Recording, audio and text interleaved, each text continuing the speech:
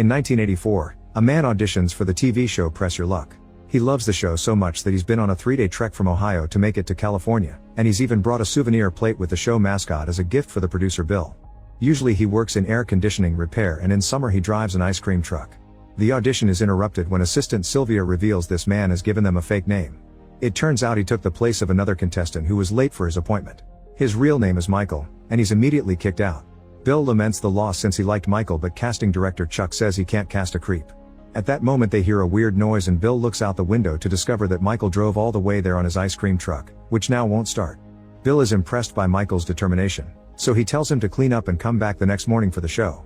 Afterward, Michael goes to a thrift store to get a nice jacket. He secretly rips off one of the buttons and convinces the cashier to give him a discount for the damaged product. Later he just sews the button back on. The next morning, Sylvia gives Michael and the other contestants a tour of the studio. They look around the fictional sets before making it to the game show area. Michael tries to take a closer look behind the scenes, but Sylvia immediately drags him away. Then the contestants are left in a room so they can watch the show while waiting for their turn. Eventually Sylvia picks Michael and 2 more players from the room and brings them backstage, where they meet the host Peter and the mascot. The 3 contestants are taken to their seats and the recording continues with a big cheer from the audience. Peter talks to each player and cracks some jokes. Ed is the winner from the previous day and Janie is new. Michael gets nervous but still manages to talk about his humble job and his family watching at home. Then Peter reminds everyone of the rules. He asks a question, and the first player to hit the button gets to answer. The other players can agree or offer their own answers. Getting it right gives them 3 spins, agreeing with the correct answer gives them 1 spin, and wrong answers get them nothing. For the first question, Janie answers and the guys agree with her. She gets it right so everyone gets spin points. For the second question, Michael presses the button before Peter finishes talking and guesses wrong. Ed gets the third question right and the others agree with him, so that's more points for everyone. Michael finally gets a question right when Peter reads the 4th one. Before starting the next phase, they have a short break. Michael wants to make a phone call but Sylvia explains it isn't allowed. After the break is over, Peter spins the contestants' chairs so they can see the big board. It's a huge screen with various prize panels and a light that randomly highlights one of these panels. The players can press their button to stop the light and get whatever prize it lands on, or they can pass their turn and let their opponents go first so they can get the bankrupt space. The player with the lower score goes first, and that's Michael. Michael concentrates on the board and does 2 spins. First he gets $2,000, then he gets $1,500 and a free spin. Unfortunately his third spin lands on the mascot's space and he loses everything, causing him to curse aloud. The production team isn't happy about this since they aren't allowed to put curses on a family show. They check the tape and confirm it's not something they can edit out, so they decide to re-record the reaction moment. Bill is getting nervous because if Michael misbehaves too much, they'll blame him for inviting him. Michael gets scolded and he immediately apologizes. Ed and Janie play next and they make $4,000 while Michael uses the chance to study the light patterns on the board. Then it's time for another break and Sylvia guides the contestants to the bathroom. A desperate Michael tells her that today it's his daughter's birthday and convinces her to let him make a call. Unfortunately nobody answers and Michael starts cursing again. When the break is over, the players go back to play the rest of their spins. Michael goes first since he's still in last place and this round he presses the button with good timing every time, which earns him $13,000 and an extra spin. The production team gets excited and Bill is proud of his decision. Michael refuses to pass and keeps on playing, always landing on spaces that give him extra spins. Peter advises him to take a break since he could lose everything, but Michael is too excited to stop. He keeps on playing over and over and reaches $28,000, which is a new record in the show. The crowd cheers for the new hero, but the production team goes from excited to suspicious. Bill gets so worried that he orders a commercial break and calls Peter to his office. 2 makeup artists come to take care of the contestants and Michael tries to get them to come on a double date with him and Ed to celebrate, but they turn him down. In the office, the production team tells Peter that something is wrong with Michael. They want Peter to scare him by mentioning the statistical probabilities of losing. When the break ends and shooting continues, Peter starts the segment by telling Michael about all the times that he's seen lucky streaks go wrong because a player was overconfident. He even makes some jokes to indirectly call Michael dumb. However, no matter how many warnings Peter gives him, Michael wants to keep spinning anyway. Getting more nervous, Bill calls Chuck and asks him to investigate who Michael really is, since he's afraid they may have been tricked. While the show continues, Chuck searches for Michael's application, which is empty except for a phone. He immediately dials it and discovers it's the show's number. Then he watches the audition tape and remembers the ice cream truck. Chuck searches for the vehicle in the parking lot and when he looks through the window, he sees a collection of IDs, license plates, and videotapes. At first he can't find a way in but a security guard lends him a crowbar. In the studio, Michael has made over $40,000. The production team is starting to freak out and they consider stopping the game, but they can't do so without proof of cheating.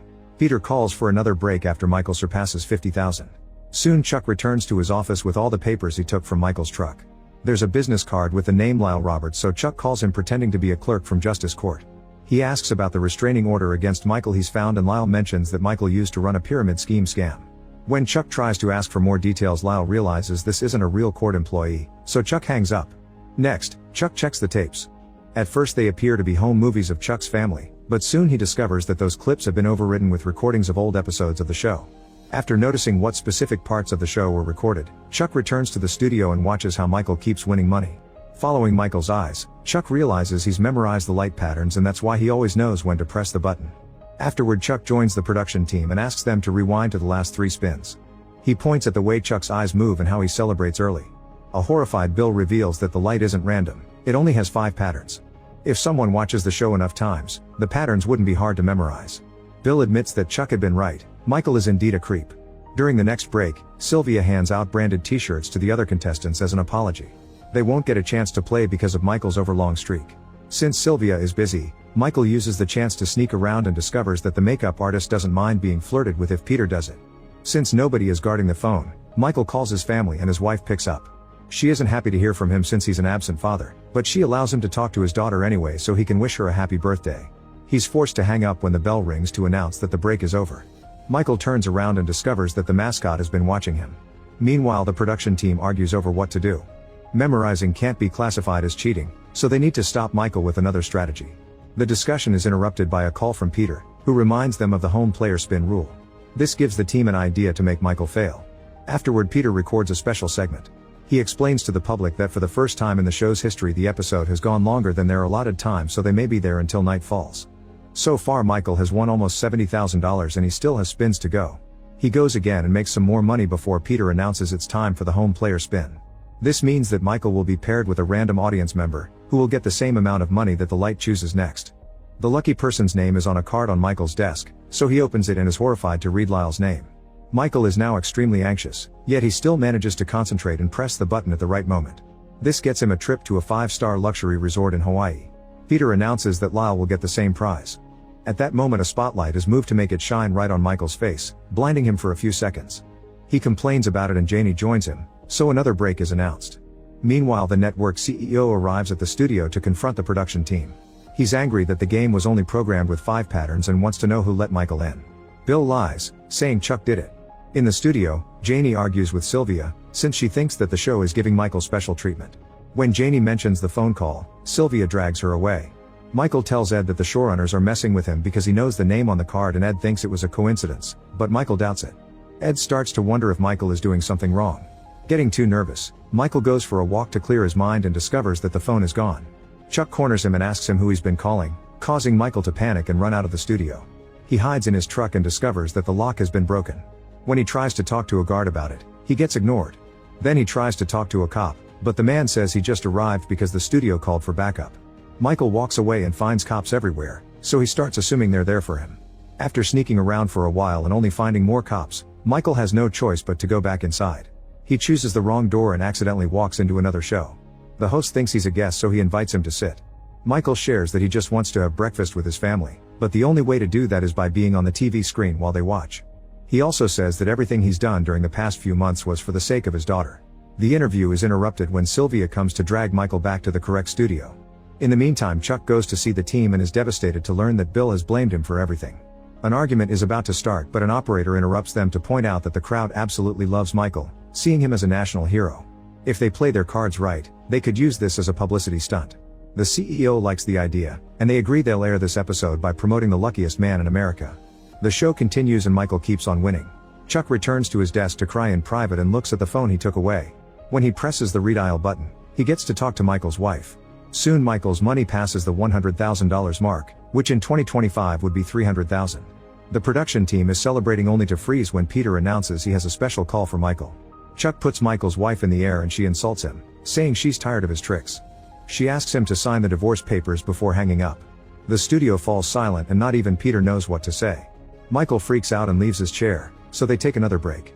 The production team is freaking out and tries to discover who did this, but the sound technician says he got a note signed by Bill. The editor points out that he can cut this segment out and they should keep playing. However, Sylvia informs them that Michael refuses to come back. Bill goes to talk to him and informs him that they know what he's doing. But they can't stop him. If Michael wants the money, he must finish the game. When Bill calls him a star and a national hero, Michael agrees to go back as long as they let him call his wife first. He picks up the phone only to realize he isn't brave enough to talk to her, so he returns to the show without making the call. For the next round, Michael passes his turn to Ed. The crowd celebrates his kindness while the production team is in shock. A furious Bill smashes the souvenir plate. They agree to air this episode only once and then bury the story forever. After Ed and Janie play, the turn is passed back to Michael, who has one spin left. He chooses to stop the button with his eyes closed. 2 weeks later, Michael's family is watching the show. Lal gets angry and turns the TV off before taking the girl to school. Michael's wife turns it on again and discovers that Michael won everything. On the screen, Peter asks him what he'll do with the money and Michael answers that he doesn't know. This is based on a true story. After Michael's episode, the network added 27 patterns to the board and set a $75,000 limit for contestants' winnings. Make sure to subscribe and turn on notifications so you can watch more videos like this. Thanks for watching.